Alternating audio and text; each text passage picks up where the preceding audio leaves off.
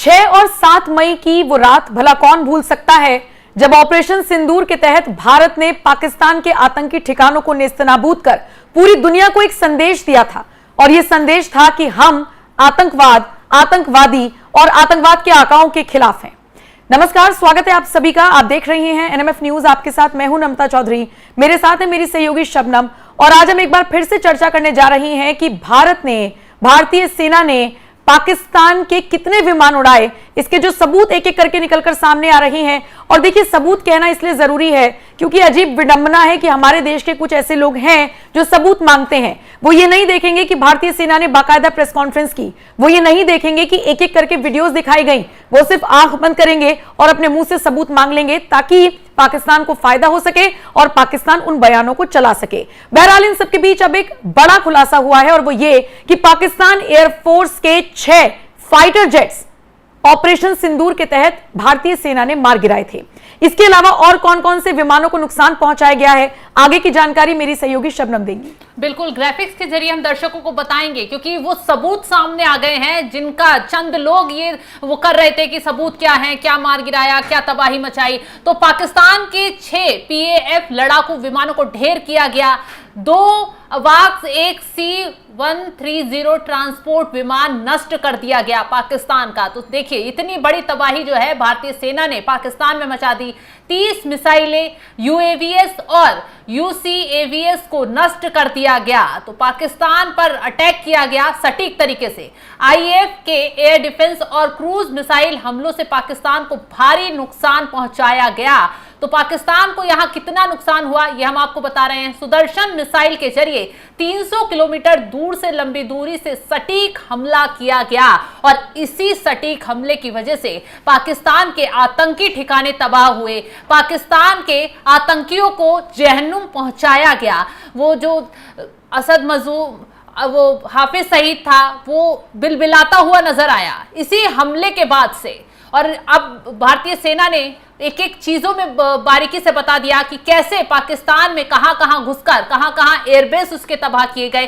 पूरी जानकारी अब सामने निकल कर आ गई है कि कितना नुकसान पाकिस्तान को हुआ है और इस नुकसान की भरपाई शायद ही वो कभी कर पाएगा, इन जख्मों को कभी भर पाएगा। क्योंकि पाकिस्तान के जो तबाही वहां मची नम्रता, जिस तरीके से वहां के आतंकी बिलबिलाते हुए नजर आए, धमकियां देने पर उतर आए, अब वहां सभाएं जुटाई जा रही हैं और भारत को आंख दिखाने की लगातार कोशिश की जा रही है। वो ये चीज दिखा रही है कि पाकिस्तान पर भारत ने जो अटैक किया वो उसकी रीढ़ की हड्डी तोड़ने के लिए किया गया और वो टूट गई, इसीलिए वहां के आतंकी बिलबिला रहे हैं। बिल्कुल, पाकिस्तान का C-130 विमान उड़ाया गया है। इसके अलावा जो ड्रोन अटैक किया गया था वो हवा में ही नेस्तनाबूद किए गए। और सबसे बड़ी बात, चाइना से जो मिसाइलें ली गई थी पाकिस्तान द्वारा, या जो विमान खरीदे गए थे जिनसे उसको लग रहा था कि वो भारत पर अटैक कर सकेगा, सोचिए उन मिसाइलों को न सिर्फ हवा में ही मारा गया, तबाह किया गया, बल्कि PL-15E की अगर मैं बात करूं शबनम, तो वो तो जमीन पर जिस तरीके से ध्वस्त हुई पड़ी मिली, उसके बाद जब उसका आंकलन किया गया तो पता लगा कि भारत ने उसका सिस्टम तक हैक कर लिया था, वो जाम कर लिया था। और जिस पर चाइना उछलता था, या कह लीजिए कि बाकी देशों को अपनी हनक दिखाता था कि मेरे पास ऐसी ऐसी मिसाइलें हैं, उन सारी मिसाइलों का कम से कम जो पाकिस्तान ने यूज की है वो तो अपनी बेइज्जती करवा चुका है। आपको जानकर ताज्जुब होगा कि जिस वक्त भारत पाकिस्तान के बीच युद्ध जैसे हालात हुए, उस वक्त चाइना का हथियार मार्केट 15% डाउन गया। इन्वेस्टर्स ने अपने हाथ पैर पीछे खींच लिए क्योंकि पाकिस्तान ने चाइना के साथ मिलकर जो मिसाइलें बनाई थी और जब उनका इस्तेमाल करने का नंबर आया तो भारत के एयर डिफेंस सिस्टम ने उन्हें तबाह कर दिया।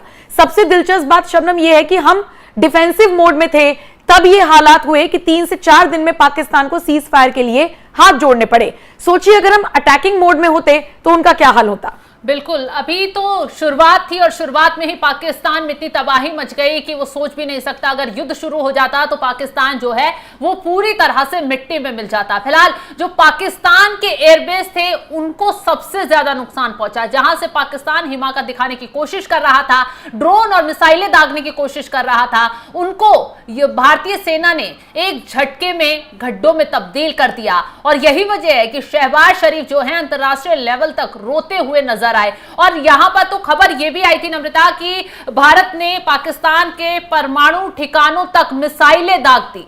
वहां जो करीब का एयरबेस था वहां तक मिसाइलें दागी। हालांकि परमाणु ठिकाने उसके सुरक्षित बच पाए, जो किराना हिल्स था।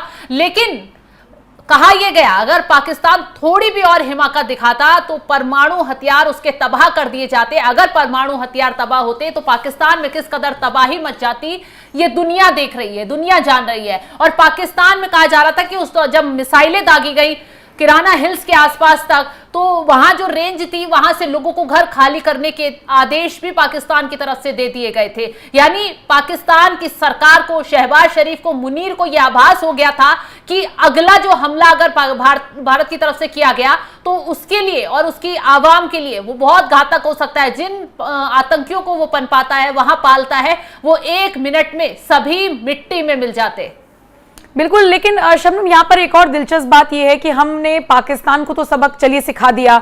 उसके बाद हमने देश के प्रधानमंत्री को सुना, रात 8 बजे वो आए, उन्होंने संबोधन दिया देश के नाम और ये बात पहुंचाने की कोशिश की कि हम बात करेंगे तो अब आतंकवाद के खिलाफ बात करेंगे, सीधा पीओके पर बात करेंगे। लेकिन अंदर की जो ताकतें हैं जो भारत को कमजोर करने का काम कर रही हैं, वो लोग जो चंद पैसों के लिए अपना ईमान बेच रहे हैं, पाकिस्तान के लिए जासूसी कर रही हैं भारत की, उनसे हम कैसे निपटें। वो बांग्लादेशी घुसपैठिए जो यहां पर आकर यहां का खा रहे हैं, यहां का कमा रहे हैं, लेकिन फायदा दूसरों को पहुंचा रहे हैं, उनसे हम कैसे बचें, ये एक बड़ी चुनौती सरकार के सामने है। और इसीलिए जब सुप्रीम कोर्ट के वरिष्ठ अधिवक्ता अश्विनी उपाध्याय से मैं बात कर रही थी तो उन्होंने कहा कि आप स्ट्राइक बाहर कर रहे हैं, समझ में आता है, लेकिन एक स्ट्राइक आपको अंदर भी करने की जरूरत है। अच्छा, इन सब के अलावा आप एक डेलीगेशन को भेजते हैं, 7 ग्रुप्स में वो डेलीगेशन डिवाइड होता है, दुनिया के अलग अलग देशों में जाता है, वहां पर जाकर ऑपरेशन सिंदूर की सफलता का बखान करता है और इसी के साथ आतंकवाद की कमर हमने कैसे तोड़ी है ये बताता है। मुझे हंसी आती है कि पाकिस्तान ने हमारी नकल में अपना एक डेलीगेशन भेजा और मैं आज तक सोच रही हूं कि ये डेलीगेशन बता क्या रहा है, आगे जाकर दूसरे देशों को क्या बता रहा है। मतलब हम तो जाकर बता रहे हैं कि भाई हम आतंकवाद को चोट दे रहे हैं, आतंकवाद के खिलाफ लड़ रहे हैं। ये आतंकवाद फैलाने वाले ये कौन सा विक्टिम कार्ड खेलने के लिए बिलावल भुट्टो की टीम भेज दी और किसको भेजा है? बिलावल भुट्टो, वो हिना रब्बानी, और फिर मुझे बताने की जरूरत नहीं है कि इन दोनों के बारे में कैसी कैसी बातें होती हैं। बिल्कुल नम्रता, ये लोग वही बता रहे होंगे कि कैसे हमने मार झेली, जिन आतंकवादियों को हम पालते हैं उनकी वजह से कैसे हम कुचले गए, कैसे भारत ने हमें आतंकवाद की वजह से मिसाइलें दागकर तबाह कर दिया। जैसे झूठी शान ये गढ़ रहे थे पाकिस्तानियों के सामने कि हमने तो भारत की मिसाइलों को उड़ा दिया, हमने तो भारत के लड़ाकू विमानों को तबाह कर दिया। हालांकि सबूत जब उनसे मांगे गए तो उनके पास सबूत के नाम पर कुछ नहीं था। सोशल मीडिया था कि सोशल मीडिया पर देख लीजिए जाकर। उनके जो मंत्री थे आसिफ ख्वाजा, वो कहते भी नजर आए थे कि आप सोशल मीडिया को स्क्रॉल कर लीजिए, तमाम वीडियो मिल जाएगी।